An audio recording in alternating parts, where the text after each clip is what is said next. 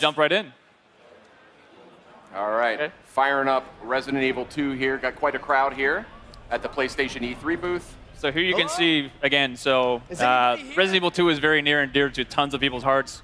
And just this first shot of the Raccoon City Police Department, like the huge open foyer, like tons of nostalgia just like hit you. It's pretty crazy. Like, not everything is exactly where you remember it, but that's kind of intentional because this game isn't just a remake.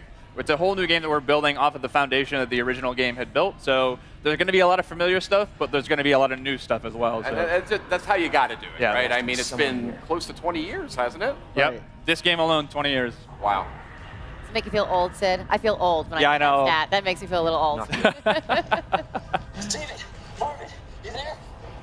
I found a way out. It's in here. So did you actually go back and re-watch the original and then like frame by frame decide what you wanted to keep in and what you wanted to update? Definitely, yeah. Some of them were like are pretty faithful to the originals, but something like this back in the day on PlayStation, it was the graphic power of it's not quite the level of PS4 or PS4 Pro just yet. A lot of the movements, characters jumping around, fully voiced stuff. It's a little bit more crude, but definitely classic. But some stuff is new, but some of the originals are there as well. So a big change here is the fact that we're really playing the game. We're Leon Kennedy. And when I think of Leon Kennedy, I think of Resident Evil 2, but I also think of Resident Evil 4. Yes. And you guys have opted for more of a Resident Evil 4 approach to the controls. So Yep. tell me a little bit about that. Definitely. So the over-the-shoulder thing, we know it's the original game with the fixed camera in the corner. That's very, again, near and dear to people's hearts. But with the over-the-shoulder camera, we're building a new game. This isn't a remake of the original. It is a full new game that we really want to push. And the idea of having over-the-shoulder, the pinpoint accuracy of really trying to take down zombies, it felt better for this experience. So that's where we went through. So. But the big difference is the it's less shooter elements compared to the Resident Evil 4. This is more, like a Metroidvania style, survival horror, classic gameplay. So we actually try to keep the original, gameplay feel from the original. So that's kind of what we were trying to do in this new Resident Evil 2 as well. The lighting feels very similar too. Yes. Yep. Yeah, definitely one other thing is like, so to make it like, people always see the over-the-shoulder first person, think of just like, you're going to be running up the walls and doing backflips and things like that. It is definitely not like that at all. The zombies in this game are tough. And not just like, if you see one or two or three, like, I got to look out. If you see one in a hallway and you can't get by them, like, you have to, you fear for your life type thing because you're probably going to die. So you really got to be careful with your ammo. And to confirm, these are zombies a la Resident Evil 2, not Las Plagas. So these are your T-virus zombies. Right. Just had to settle that one. So Leon here is trying to save one of the fellow RPD officers. It's not looking good, unfortunately. So. Oh, that didn't go very well. Now, we know there's going to be some familiar faces in this as well, and some characters that we've seen in other games. We saw that in the showcase asset just last night. But tell me a little bit about the approach to that.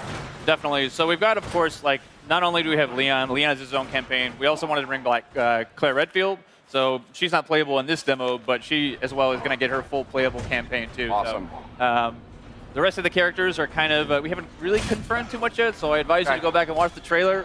You can kind of make some good guesses, I think, based on those, but we'll leave it to your imagination. Awesome. This is cool here. This is super tense.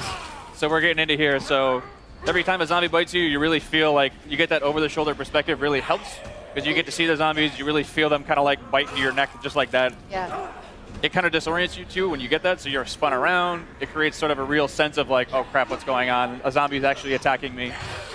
And this is all running in the engine of Resident Evil 7, right? It is. This is actually the RE engine. So the same game that powered RE7 is actually going to be running this game too as well. H, are you okay? You going to do this? Yeah. It's very terrible. So again, like they are no joke. Like you get bit once or twice, and it's almost done. So. Oh, really? Okay. Yeah. Look at this, like restroom. We added the restroom.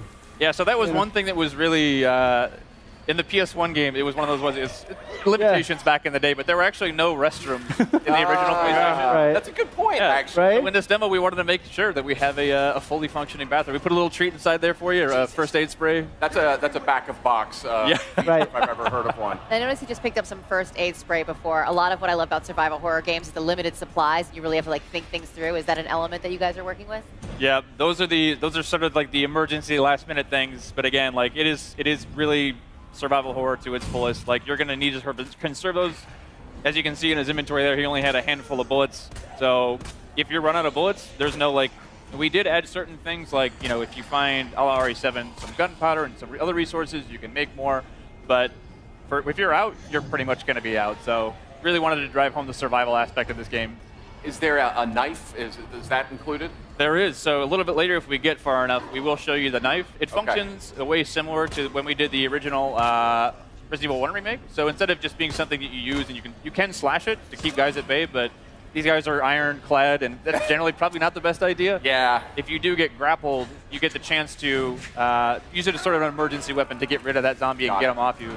Cool. But if it's still, it does have a little bit of durability as well. So if it's still durable enough, you can actually pick the knife up off the zombies that you just killed, get a little bit more out of it too. So Interesting. What other sort of mechanical tweaks and changes are you guys implementing here that longtime fans might notice? definitely. Kana-san, you want to take this one? Well, yes, the gameplay mechanics. So since we actually feature now, over the shoulder camera view. So we actually trying to put like more kind of like intense combat, feel against the zombies. So and also the way like Leon is actually shooting is kind of like more like natural.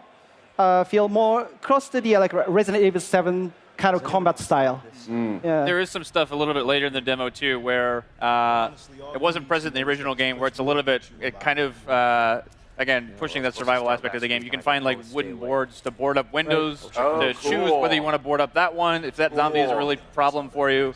Otherwise, you can save it later in case something else comes up, but it really is about that choice of how do you want to play. That is cool. That's something I've always wanted to see in more like zombie games. Is right. It you to fortify. You know what fortify I mean? Stuff. Because that's like the first thing you're going to do, right? If you were in a real zombie attack. Board everything up. And you're obviously, Sid and I are big Resident Evil fans, but for those out there that maybe haven't, approached the franchise before or something, do you feel like this is a good title to start with? Mm-hmm.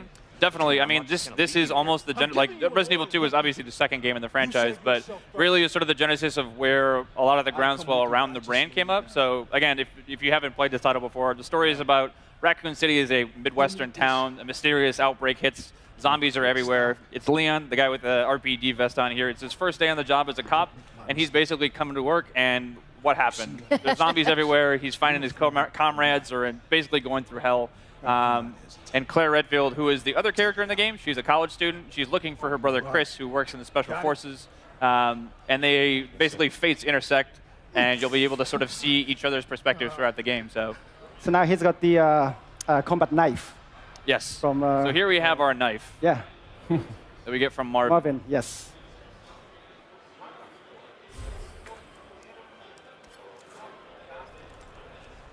There you go, kind of like the classic slash. Using the knife always reminds me of back in the day. It's like you get a couple rounds inside the zombie, and then like just to make sure, get a couple slashes on the ground. Because half the time they'll come up and just like grab you as you walk by.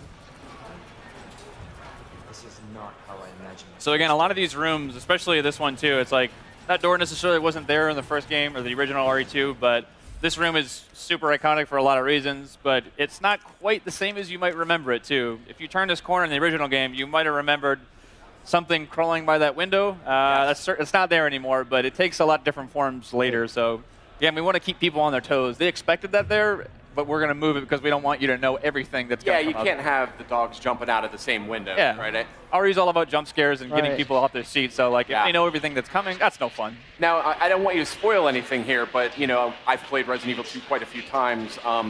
Is there the same general sort of arc to the experience, or? There is. So I'd say that the story on the whole, here's a great shot of the RE Engine's proudest work here. Pretty nasty. Crazy. But yeah, so the story as a whole, like in general, you'll see a lot of the same things be happening, but again, it's not exactly the same. So you'll see characters that you might have just like talked with very briefly. You get a little bit more backstory into there. Places that you just walked by in downtown Raccoon City, you're going to get a chance to go in there and play a little bit more. So.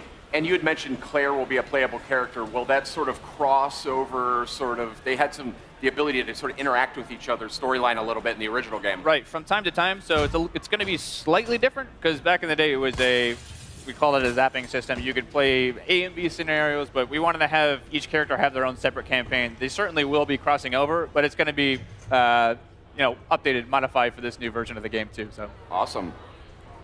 This is looking great, guys. I'd love to sit here actually and do this for about another 15 or 20 minutes, but I think we actually got to get going, which is a super bummer because it looks just awesome. And this is one of my. Well, let's get this guy. Let's get him. He just wants some snacks, Right. He's feeling a You little just leave him be. That's fine too. All Leave right. him do his stuff. So very reluctantly, I will have to bid you farewell.